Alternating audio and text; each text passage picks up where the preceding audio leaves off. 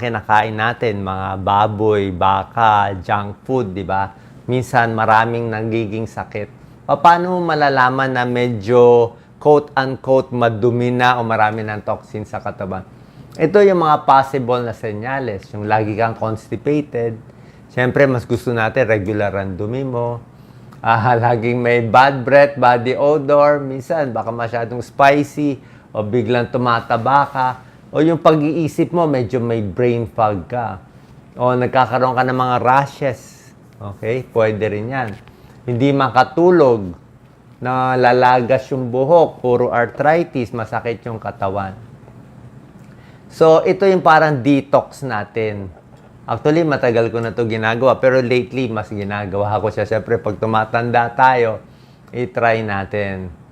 Siyempre, yung dugo natin, yan ang nagdadala ng mga oxygen, hormones, clotting factor. Diyan dumadaan lahat, mga sugar, mga fats. Kaya pag malinis yan, di ba? Pag malinis ang tubo, maganda tubo ng puso. Hindi magbabara, hindi ma-heart attack, hindi mamamatay. Maganda yung daluyan sa utak, hindi ma-stroke, di ba? Kasi hindi natin makikita yan eh. Di ba? Depende sa ginagawa natin. Blood, pang transport, pang protection, may white blood cell, pang regulate ng katawan natin. Yan. Basically, ito na, binigay ko na yung basic tips, di ba? Maraming tubig. Siyempre, gusto nyo mag-lemon water. Mas lilinis ang katawan. Mamaya, tuturuan ko kayo ng mga juicing. Maganda rito mga juicing. Green tea. Ayan, no? Iwas sa mga sweets. Pawis. Pero ingat din sa pawis. Ayoko rin sobrang pawis.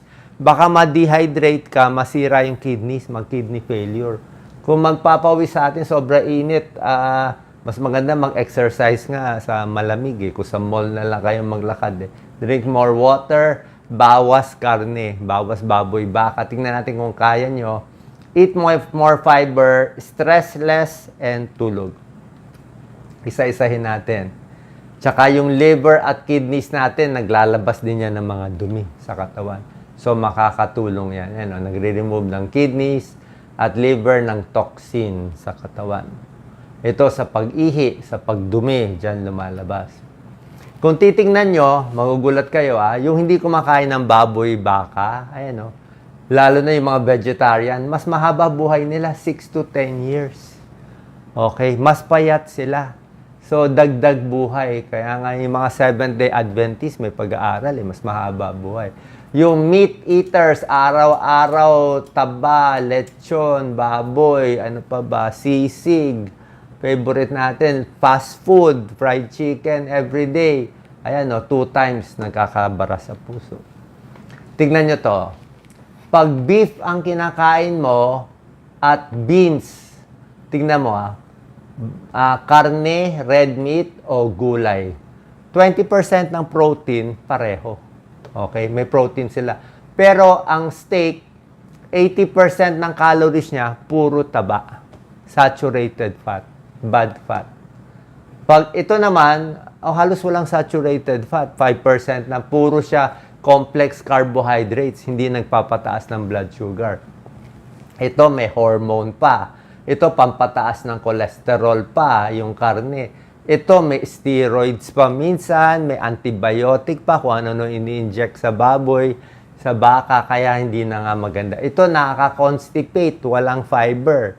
'Di ba? So, lalo maimbak yung dumi sa tiyan, baka magdikit-dikit yan sa colon natin, maging colon cancer pa. Mahal pa. Pero pag gulay ka, baba cholesterol, maganda sa puso, maraming fiber, magaganda pag dumi mo, 'di ba? Pag organic, pag mga tanim nating gulay, mas maganda pa, mas mura siya. 'Di ba? So nakita nyo, basically yan ang difference nila. So pag tinigil mo 'tong mga karne, at least baboy and baka, or bihira ka lang kumain, baka once a week at konti lang, uso ngayon all you can eat, 'di ba? Yun ang gusto nyo. Yan ang problema sa all you can eat, mahirapan yung katawan natin. May warning pa ako. Dami nakapila sa all you can eat, di ba? Kakain ng daming karne, ganyang karami. Alam ko, may libre. Baka mahirapan kidneys. Kidneys mahihirapan. Kasi pag sobrang meat, hirap ang kidneys. High protein. Lalo na kung may dating sira ang kidneys, baka tumaas creatinine ninyo. So, pag iwas, good for the heart, iwas cancer, pampapayat, bawas diabetes, blood sugar, gaganda, pati mga arthritis, mas masarap. Nung bata ako, 2 years ako nag-vegetarian. Ang feeling mo parang, hindi ka nainitan. Hindi ka nainitan. Hindi ka gano'n pinapawisan. Pero pag kumain ka ng mga karne, bulalo, utak ng bulalo, talagang ang pawis mo malagkit eh. 'Di ba? Pero pag puro ka lang gulay, parang hindi ka pinapawisan. Less body odor, ang dumi mo lang medyo mas green kasi gulay eh. Green, mas regular ka magdudumi. Oo. Yan, maraming benefits. Pero syempre, meron din namang con. Kung puro ka gulay na totally walang fish. Kaya sabi ko, pwede kumain ng isda. Kahit manok, pwede rin kumain. Huwag lang yung fast food na fried chicken na masyadong maalat eh. Pero regular na chicken, mga organic natin, yung mga nilagang tinola nating manok, pwede yan. Mga native chicken, kung titingnan nyo. Pag puro plant-based kasi, minsan, mas mahina lang yung protein niya. Pero may protein sa gulay. Minsan, kulang siya sa B12 kung wala kang fish and chicken. Minsan, mas mahina yung iron niya, pero meron din siya. Meron din siya. Okay? Kaya paminsan-minsan, may fish, may chicken, pwede. Pero yung baboy baka, pwede nyo i-stop. Sa pork, may mga religion ayaw ng pork, naintindihan natin. Kasi nga, may mga swine flu, may mga parasite, may mga tapeworm, may mga trichinosis, maraming mga bulati at iba pa. Higher cancer risk, proven yan. Sa bacon, processed meat, sausage, at iba pa. Ham. Sabihin nyo, ba't pa binibenta? May nitrites kasi, may preservative. Kung marami. Actually, naaral ko yung limit eh. Parang baga sa hotdog eh, pag lumampas ka na ng ilang peraso in a week eh, so sobra na eh. Diba? So, paminsan-minsan okay naman, pero yun nga kasi eh, galing pa rin sa pork eh. 'Di ba? Tapos syempre sa bituka, yung mga toxins, yun sa digestive system nila. Paminsan-minsan kung gusto nyo, tayo lechon ang gusto natin, sisig. So kaya marami nagkakasakit, maraming sakit sa puso sa atin. Okay? Junk food din. Ang junk food hindi lang chicherya, pati fast food. Ano nangyari? 'Di ba? Ang chicherya natin, tingnan nyo yung ingredients, ang dami. Salt, sugar, preservatives, bechin, coloring, harina, 'di ba? Lahat na sinasama, tsaka ang taas ng salt, isang potato chips o isang kahit anong mga gustong-gusto kong meron ako dati gusto yung salt and vinegar na crackers. Ang taas ng salt content, grabe. Weight gain, tataba ka sigurado. 'Di ba? Maalat eh, magmamanas ka, maha-high blood ka, allergy, inflammation, type 2 diabetes, depression, maraming problema.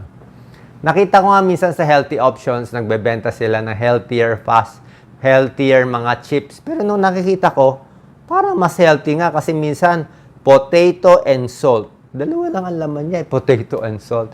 Meron doon parang parang popcorn with salt and sugar. Ganun lang, 3 lang ingredient. Tapos na. Yung sa atin, ang daming ingredient. Ito, syempre, sobrang tamis. Sobrang tamis. Ito, okay naman yung tinapay, kaya lang yung hotdog. Eh. Ito, okay naman yung gulay, syempre, yung meat. Eh. So, sobrang tamis ang problem. Ito sa fried chicken kasi, magugulat kayo. Pag kayo bumili ng manok, niluto nyo, ang salt content nun, baka parang 80 to 100 milligrams lang. Mababa.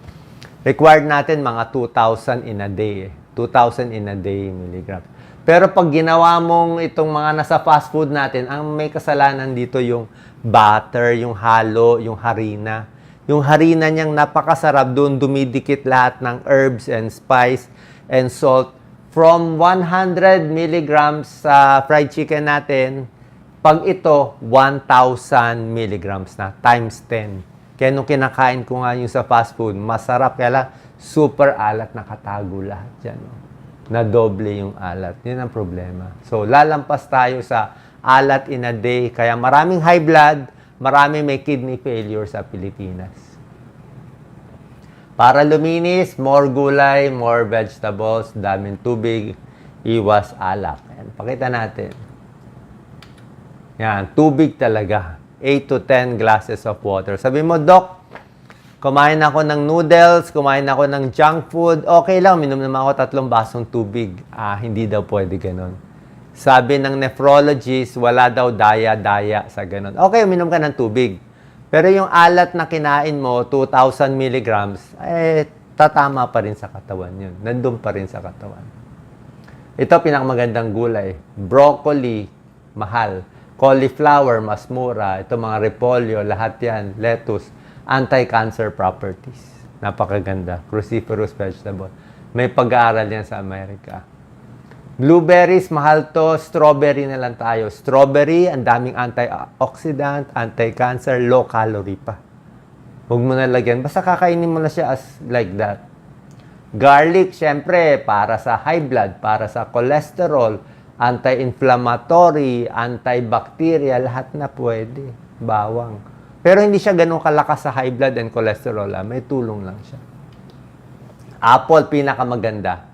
Apple para sa diabetic, ito pwede kayo kumain isa, 2. Kita nyo yung ginawa ng Diyos, napakagaling. May sugar siya, fructose, may tamis, pero yung tamis na ginawa ng Diyos, nakatago sa ang daming fiber. Bago mo makain yung konting tamis niya, ubusin mo to lahat. So, pagdating ng sugar nito sa katawan, ang tagal ma-absorb kasi dadaan pa yung fiber. Kaya, hindi siya nakakataas ng blood sugar. Pero tayo, kung kumain tayo ng donut o cake, walang fiber, pagkain mo pa lang, taas agad ng sugar mo. Sira ang organs natin. Yun ang problema. Kaya maganda nga yung sugar sa prutas, mapipilitan ka kumain muna. Grapefruit, suha din, no? Hindi siya ganun katamis. Oh. Ang daming fiber, parang pulp bits. Isda, omega-3 fatty acids, napakaganda para sa puso. Tuna, sardines, alam niyo naman pwede yan. Mas gusto ko lang smaller fish. Ayoko medyo malalaki para less mercury. Luya, di ba? Anti-inflammatory. Green tea, anti-cancer. Napakaganda ako. Chamomile tea gusto ko. Tsaka walang asukal, di ba? Tayo, puro 3-in-1 coffee ang gusto. Di ba? Okay ang coffee, depende sa tao, no? Pero wag lang gawing 3-in-1. Wag lang lagyan ng marami. Kung black coffee, walang problema. Pero kung coffee sa mga, yung andaming pinapatong na chocolate at whipped cream, ibang usapan na yun. Kumain na lang kayo ng ice cream kaysa gawing coffee flavor. Pero coffee itself, tingin ko pwede naman siya 1 to 2 cups. Supplement, ingat lang na huwag masosobrahan. Okay? Paalam nyo muna sa doktor. Baka healthy kayo kumain. Nagkamali, ang daming vitamins, ang daming supplements, doon pa tinamaan yung liver nyo at kidneys nyo. Kasi lahat yan, may toxic dose din yan eh. Lalo na pag hindi natin alam kung ano yun. So, basically, bawas sugar, more water, bawas alak, healthier food, green tea, daily exercise, tulog ng mahaba. Yan. Itong mga juicing pwede rin. Mas maganda prutas, pero sa juice kasi bawas ang fiber eh. Pero okay pa rin siya. Yan, orange juice sa mga bata. Itong mga juice, tomato juice, carrot juice, apple juice, pineapple juice, ano yan, fresh yan. Hindi siya lata. Kung lata kasi matamis din eh. So, hindi siya okay pag lata. Tsaka hindi siya unli. Okay? Kahit fresh juice siya, wag mo dagdagan ng syrup, walang syrup, hindi siya unli. Sa isang araw, baka 2 baso maximum na. Lalampas ka na eh. Pag lumampas ng 2 baso, lampas ka na sa requirement mo. Okay? Halo-halo ito kung gusto nyo. Kung hirap kayo kumain, cucumber, apple, kale, mahalang kale, lemon, ginger, celery, carrot. So, pwede halu-haluin from time to time or kung fresh yung anong murang prutas, dalandan, suha, mangga. Tamis ng mangga eh. Bira lang dapat yung mangga. Pakonti-konti lang. Kasi medyo matamis siya.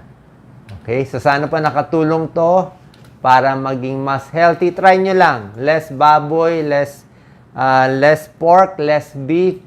More like this. Sa tingin ko, in 1 month, mas maganda pakiramdam ninyo. Salamat.